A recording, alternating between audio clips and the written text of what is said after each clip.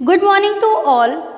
I am from TSN the school and today I am going to explain class 6 science lesson number 3 fiber to fabric.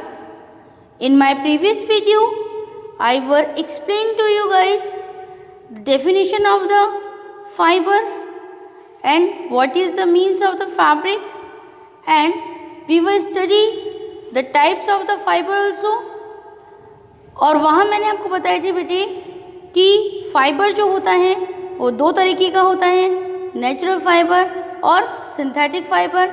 और natural fibre के बारे में मैंने आपको बताया था कि नेचुरल फाइबर टू टाइप्स का होता है, एक प्लांट फाइबर और एक animal fibre.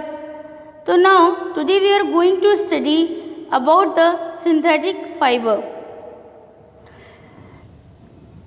Let be start from this paragraph. For thousands of years, natural fibers were the only ones available for making fabrics.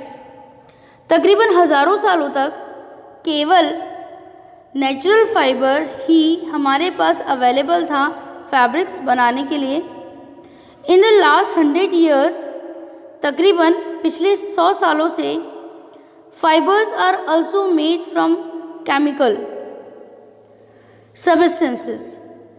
तकरीबन पिछले 100 सालों से ही हम केमिकल सबस्टेंस से फाइबर बना सके हैं, which are not obtained from plants और animal sources.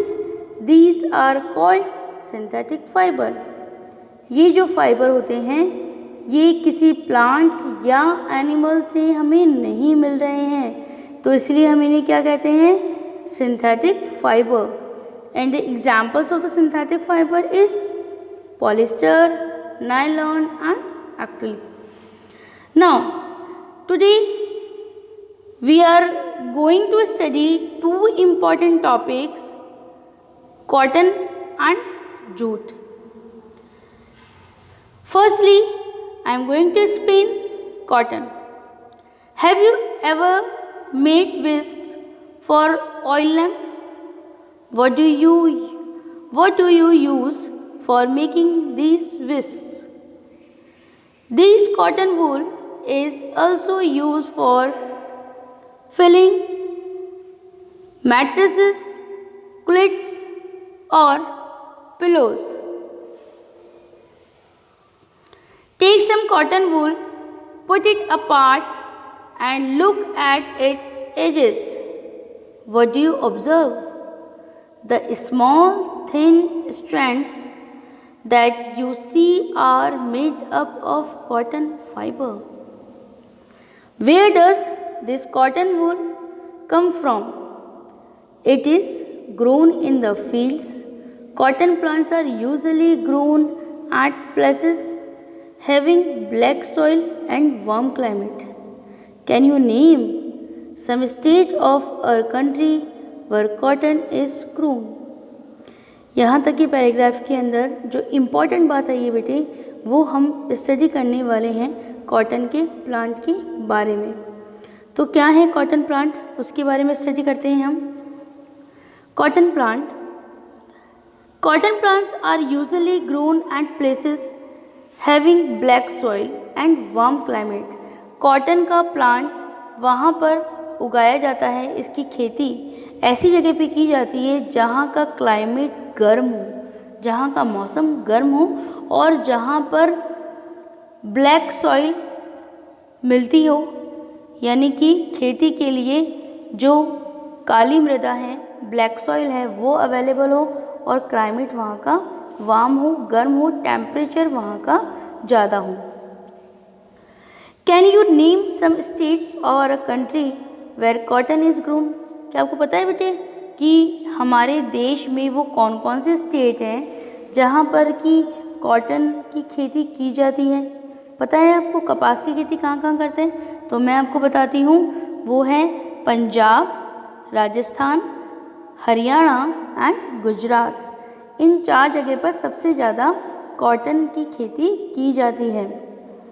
Now the fruits of the cotton plants are about the size of a lemon. इसका कैसा होता है, जो कॉटन का प्लांट होता है बेटा, उसका जो फ्रूट होता है वो कैसा होता है, उसका साइज़ जो है होता है वो लेमन के जितना होता है, नींबू के जितना होता है। After maturing the balls burst open and the seeds cover with a cotton fibre can be seen. जब इसका फ्रूट पूरी तरीके से मैच्योर हो जाता है, पक जाता है, तो क्या होता है, वो फटता है। और फटने के बाद में क्या होता है कि उसके अंदर की तरफ तो बीज होता है और उसके चारों तरफ जो कॉटन का फाइबर होता है वो इस तरीके से उसको कवर किए रहता है। ये देख रहे हैं आप इस पिक्चर के अंदर, ये एक कॉटन के प्लांट्स का फील्ड यहाँ पे शो किया गया है कि खेत के अंदर जब कपास को उगाया जाता है तो खेत किस तरीके से दिखाई देता है हमें कॉटन की फ्रूट के बर्स्ट होने के बाद में।